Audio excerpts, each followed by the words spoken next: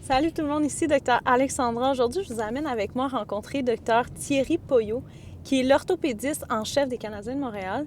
Je vous amène avec moi parce que j'ai envie qu'on démystifie ensemble c'est quoi le rôle de l'orthopédiste dans la prise en charge des patients qui ont des douleurs musculo-squelettiques. Fait que ce soit que vous ayez des douleurs, une blessure, on va parler aussi de rehab, de chirurgie. Donc, juste pour moi-même et même pour vous de voir, OK, si jamais vous allez avoir un orthopédiste, comment ça va se passer, c'est quoi leur rôle, puis comment qu'on collabore aussi les médecins généralistes en MSK avec les orthopédistes. Donc, ça promet d'être très riche. Venez avec moi, on arrive à sa clinique à Deux Sports.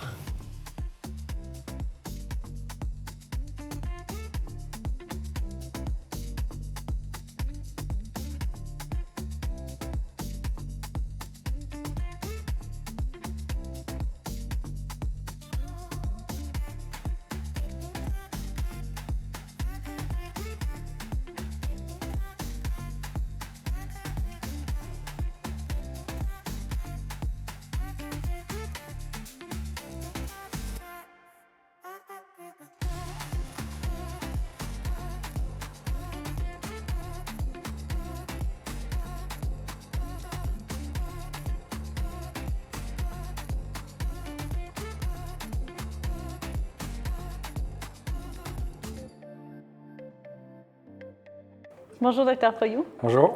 Est-ce que tu peux commencer un peu par nous expliquer comment tu en es venu à être orthopédiste? OK. J'ai joué beaucoup au sport quand j'étais jeune. J'étais un joueur de hockey et soccer. OK. Puis j'ai été jouer à l'université aux États-Unis. Puis j'ai malheureusement eu beaucoup de blessures. Au hockey? Oui, j'ai joué au hockey. Puis j'ai eu des ligaments croisés, des blessures au poignet. Puis j'ai comme été un peu introduit à cet aspect un peu de la médecine parce on a un problème très spécifique. Puis on le règle rapidement, puis on peut retourner au jeu un peu. Puis j'ai beaucoup aimé cet aspect-là, puis aussi l'aspect d'aider les gens à redevenir fonctionnels. Donc, tu t'es fait réparer les deux? Les deux ligaments croisés, les deux OK. genoux, puis le poignet aussi. J'avais une déchirure de ligament dans le poignet. OK. Puis après, c'est ça, j'ai toujours voulu aller en médecine. OK. Puis du fil en aiguille, je me suis rendu en médecine. Puis quand j'étais en médecine, j'ai pensé vraiment à faire l'orthopédie parce que je me rejoignais un peu avec les orthopédistes, la façon de penser.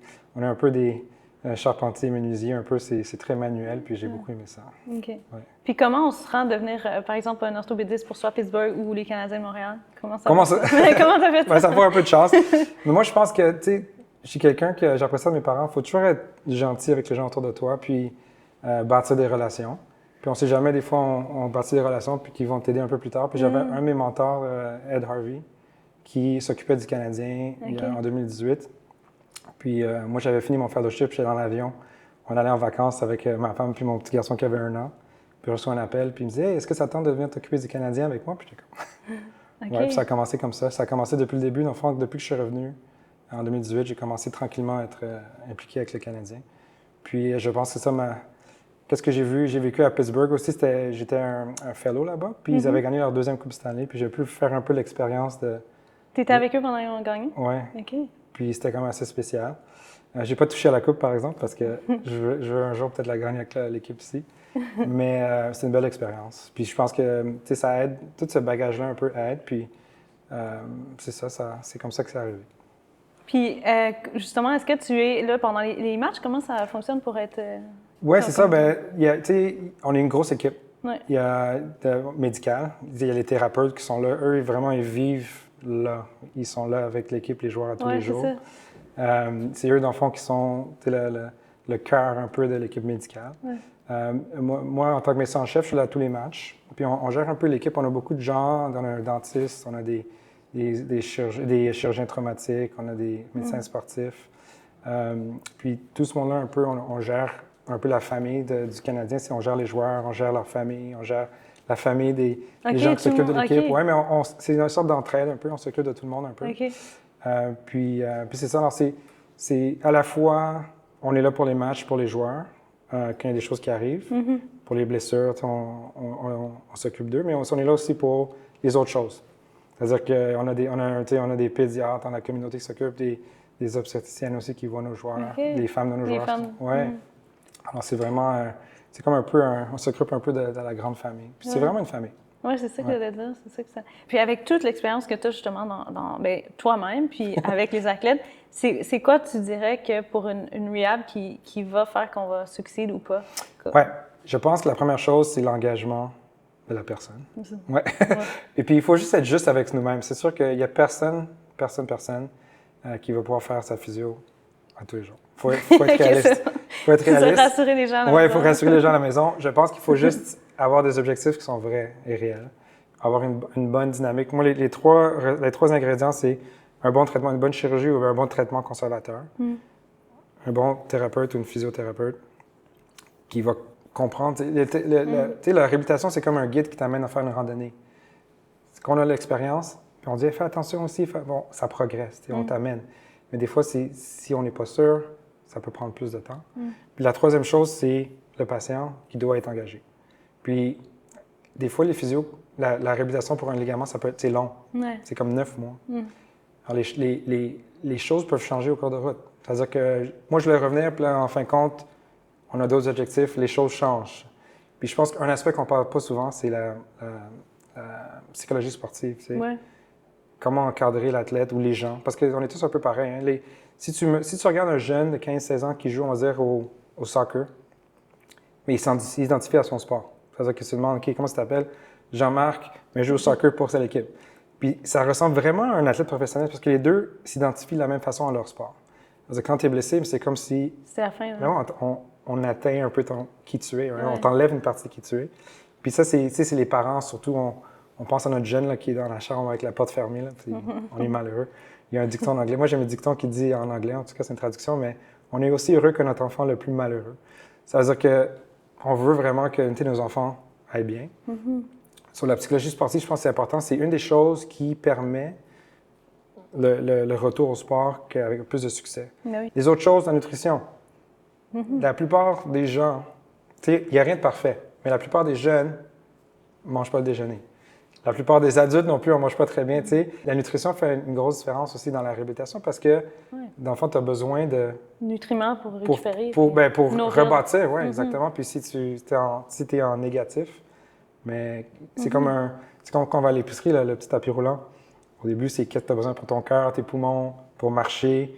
Mais qu'est-ce qui reste à la fin de la journée qui va pouvoir rebâtir ta blessure? Mais c'est qu'est-ce qu'il faut que tu en aies assez. Puis l'autre chose, c'est le sommeil. Ouais. Moi, j'aime les analogies. C'est comme je disais aux jeunes, c'est comme... tu as une maison à construire en 9 mois, parce que ça prend 9 mois pour refaire la réhabilitation. Puis, on va dire que tu as des gens qui viennent travailler de 9 à 5. Mais là, en fin de compte, ils viennent juste de 9 à midi, chaque jour. Est-ce que tu vas construire la maison? Aussi à vite. temps. Ouais, c'est ça. Tu ne vas jamais finir à temps. Il faut dormir parce que la réparation se fait quand on dort. Sur les athlètes olympiques, leur cédule est centrée sur le sommeil. C'est-à-dire que s'ils vont à Zurich pour une compétition, mais tout est fait autour du sommeil parce qu'il faut avoir assez de sommeil pour récupérer. Alors, si tu es vraiment dédié dans ta récupération, on dit qu'il faut dormir 9 heures. C'est comme 6 cycles d'1 heure et demie. Mais si je me lève à 7 heures, il faut que tu calcules 45 minutes pour s'endormir. Ça devient comme quelque chose qui est assez central. Tu sais. Puis la plupart des adultes, qu'on sait, on dort... T'arrives-tu à dormir? C'est ça, on dort 7. Ça dépend. Moi, souvent, je m'endors en lisant des histoires à ma fille dans son lit. C'est l'endroit où je m'endors, c'est sûr, à chaque soir vers 8h30. Mais les adultes aussi, on dit toujours aussi, les médecins, là, je ne sais pas pour toi, là, mais cordonnier mal chaussé. Oui, là, oui. Max 6 heures. Mais c'est ça, le fonctionnement normal. On est tous différents. C'est sûr qu'il y a des gens qui ont des métabolismes différents, des façons de récupérer, mais en général, on n'est pas tous le même, mais en général, on dort pas. On a besoin du sommeil. On dort pas assez. Puis, justement, si on revient, toi, tu fais des chirurgies. On n'en a pas parlé, mais c'est quoi surtout dans quoi tu te spécialises, les différents types de chirurgie? Oui, bien, dans le fond, il y a tout ce qui est dans le genou, là, les ligaments croisés, les ménisques, les instabilités de la rotule. On ne parle pas beaucoup de l'instabilité de la rotule. Je te dirais que quand j'ai commencé, c'est pas quelque chose qu'on faisait beaucoup. Puis ça a comme pris la majorité de ma pratique parce que c'est quelque chose qui est absolument très, très, très présent. Puis les gens peut-être ne savent pas, mais c'est un message maintenant, mais si jamais on a une instabilité de la rotule, il faut aller se faire traiter parce que ça peut générer de l'arthrose. Beaucoup. Puis je fais aussi les hanches, les hanches des gens qui sont non arthritiques. On répare les labrum dans les hanches, puis les épaules. Puis rapidement, comment on fait pour savoir si les gens à la maison... Là, la rotule? Oui, pour la rotule qui est lousse. Oui, mais la rotule, en fond, c'est le petit os qu'on a devant le genou. Ouais. Puis on pense à la rotule comme un train, OK? Puis quand la rotule débarque, c'est comme le train qui débarque, OK? Puis c'est quelque chose que c'est sûr que tu vas savoir qu'est-ce que c'est parce que ça fait mal. Des fois, il faut aller à l'hôpital pour aller la remettre en place. Ou des fois, on la sent bouger. Puis c'est ça, c'est quelque chose que si ça arrive une fois, deux fois, des fois, on voit des patients qui ont eu comme 5-6 dislocations. Puis là, le cartilage en dessous de la rotule, à chaque fois que ça revient, ça s'irrite. Puis là, ça augmente le risque d'arthrose. Il n'y a plus de coussin entre les deux. Oui, après une dislocation, le risque d'arthrose augmente de 50 De 50 Oui, pour les jeunes. Ça veut dire que c'est important tu sais, on ne parle pas souvent de ça. On parle souvent de ligaments croisés, mais c'est quelque chose qui est quand même assez prévalent. Puis comment on le prévient ou on le traite une fois mais ça, c'est la même chose. C'est de voir parce que les jeunes changent. Okay? Je dirais que souvent, il y a des raisons anatomiques. Okay? C'est-à-dire qu'il y en a qui sont grands, il y en a qui sont petits, les pieds vers l'extérieur, les pieds vers l'intérieur, mais il y a la physionomie du corps. Il y en a qui sont plus à risque que d'autres d'avoir des dislocations. Des fois, c'est à cause du sport. Mais la prévention vient encore par muscler le corps. C'est-à-dire que si moi, je suis quelqu'un qui va jouer au soccer 5-6 fois par semaine, on a qui jouent 10-12 mois par année, mais il doit avoir un effort qui est assez symétrique de renforcer le corps parce qu'à chaque année, le corps change. Tu sais, c'est-à-dire que 11 ans, d'où la puberté, on change, on devient plus grand, puis là, maintenant, les muscles sont raides, faibles. Mais ça, il y a beaucoup de compensations qui doivent être réglées, puis c'est pour ça, un peu, il y a beaucoup de blessures qui sont causées par ça. Puis une fois qu'on a de l'arthrose, j'en vois souvent là, des sévères au niveau entre la rotule et le fémur. Est-ce qu'on peut faire quelque chose? Oui, mais il y a des choses qu'on peut faire. Ça dépend du grade. Des fois, comme le train, on va dire que les rails ne sont pas bien alignés. Alors, quand le train passe d'une rail, tu sais, les rails, on va dire le fémur et le tibia, c'est comme des rails. Quand le train passe, mais parce qu'ils ne sont pas bien alignés, mais ça frotte. Tout le temps. Ouais. Alors, des fois, on peut faire de chirurgie pour réaligner les rails. Ou des fois, quand il y a vraiment de l'arthrose, il y a des sortes de remplacements de genoux qu'on peut faire. Okay. Souvent aussi, on peut faire des injections. Mais je dirais que la chose qui va faire la plus grosse différence, la physio, parce que qu'est-ce qu'on fait, c'est que quand on a mal, c'est comme avoir une roche dans son soulier. Et ça fait mal, qu'est-ce qu'on fait? On boite. On change la façon qu'on mange, qu'on marche. On compense. Puis qu'est-ce que ça génère? Ça génère qu'il y a des muscles qui deviennent plus faibles, qui ont des lacunes, ou des muscles qui sont vraiment trop fatigués. Puis là, qu'est-ce que ça fait? Mais ça comme perpétue un peu ce cycle vicieux, puis encore devenu de plus en plus faible, on ne marche pas bien, puis là, la rotule encore va commencer à frotter d'une façon anormale. Alors, avec la physio, on peut rebâtir un peu la kinétique, un peu comment la rotule bouge, pour remettre un peu le train sur les rails, puis là, on peut préserver un peu la santé de... Donc, comme ici, ça va aider de faire les tests pour voir les compensations. Puis... les tests, en fond, c'est exactement ça, c'est pour voir un peu comment on bouge, puis qu'est-ce que je peux faire? Qu'est-ce que je peux faire? Comment je bouge? Est-ce qu'il y a des choses que je fais qui sont bonnes? Est-ce qu'il y a des choses que je peux améliorer? Puis naturellement, ça montre aussi les lacunes. Ouais, il y avait un monsieur qui était là ici, qui, on ne va pas dire c'est qui, là, mais il avait dans la soixantaine, puis c'est comme un champion des Ironman. Puis je pense qu'il avait 60 ans, puis c'est un phénomène, comment il bouge, puis qu'est-ce qu'il fait. Mais quand il était venu ici, on l'avait évalué, puis on avait vu un problème avec sa hanche, puis on a comme un peu trouvé un problème avec sa hanche, puis on a pu vraiment aller le travailler. Oui, puis ça donne un peu tu sais, des fois, ça donne la petite chose que tu as besoin un peu de plus pour savoir qu'est-ce qui fait en sorte que certains mouvements font mal ou ça ne marche pas bien. OK. Donc, l'autre chose que je voulais te demander, parce qu'on a parlé de tout ça, un peu est-ce qu'il y a des choses qui s'en viennent un peu dans le futur, que, par exemple, soit avec l'athlétique, ton lab ici, des nouvelles choses qui arrivent par rapport à la prise en charge? Ben oui, tu sais, il y a plusieurs choses. Mais dans le fond, on parlait de prévention. Ouais. On a parlé de retour un peu. Je pense que, rapidement, une des choses qui n'est pas bien comprise, en plus, c'est comment gérer le retour au sport. On est très bon, comme on a dit, à rendre les muscles forts, mais sûr que tout est guéri, mais la réintégration au sport, c'est un aspect qui n'est pas bien compris. Il y a très peu de spécialistes à Montréal qui le font, puis c'est quelque chose qu'on doit développer un peu. Quelqu'un qui a une blessure, qui jouait, on va dire, qui fait du ski ou bien qui joue au soccer, on va dire le soccer, mais la réintégration doit être très progressive, tu sais. Nous, quand moi je fais une évaluation, par exemple, pour un joueur professionnel, puis on leur dit qu'il va revenir dans 6 mois. Mais donc, je dois budgéter là-dedans qu'il doit guérir, il doit devenir fort, puis il doit reprendre ses aptitudes pour qu'à 6 mois, il ou elle soit prête à jouer à un niveau Sans le risque aussi de se reblesser. Exactement. Puis je trouve que au niveau professionnel, c'est très bien établi, mais pour la communauté... non, moi, je joue au hockey, là, zéro réhabilitation, où on retourne au jeu tout de suite. Mais c'est ça, mais c'est ça, on essaie de développer ça. Ça, c'est une des choses qu'on va faire beaucoup en 2026. On a commencé un peu l'année passée, là, mais un peu des séminaires pour commencer à parler de ça avec les coachs, avec les parents, avec les joueurs, avec les gens aussi, pour faire la réintégration au sport après une blessure. Okay. On va aussi faire, on croit beaucoup à faire aller dans la communauté, puis on va faire un peu des séminaires d'éducation sur des choses que les gens veulent entendre. Des fois, ça a rapport à l'orthopédie, des fois, ça a rapport à la nutrition. Puis le dernier aspect qu'on va amener en 2026, c'est la performance. C'est-à-dire qu'on va avoir des tests qui vont vraiment regarder la qualité du mouvement, mais par sport. OK. Puis on va dire qu'un de nos projets, c'est pour le golf. Moi, j'ai commencé à jouer au golf l'année passée. Pas très bon. Mais qu'est-ce que je veux dire, c'est que il y a les golf pros, les gens qui savent jouer au golf, ils vont connaître la technique, comment faire le swing. Par contre, si on vient analyser le mouvement ici, mais on peut voir comment la dynamique, la biomécanique du corps va. Puis là, on peut voir encore, mais si on renforce ces muscles-là, mais ça va améliorer... Ton swing. Mais exactement, mais ça renforce, c'est pas une technique, c'est plus quels sont les muscles ou les aspects du corps qu'on peut améliorer pour maximiser qu'est-ce qu'on a. Tu vois ce que je veux dire? Oui. Alors, ça, on peut l'appliquer dans n'importe quel sport. On peut l'appliquer au ballet. Quand quelqu'un qui vient ici fait des fouettés, mais on peut regarder comment est la position du corps, on va regarder c'est quoi les angles, qu'est-ce qu'on peut améliorer, parce que chaque personne est différente.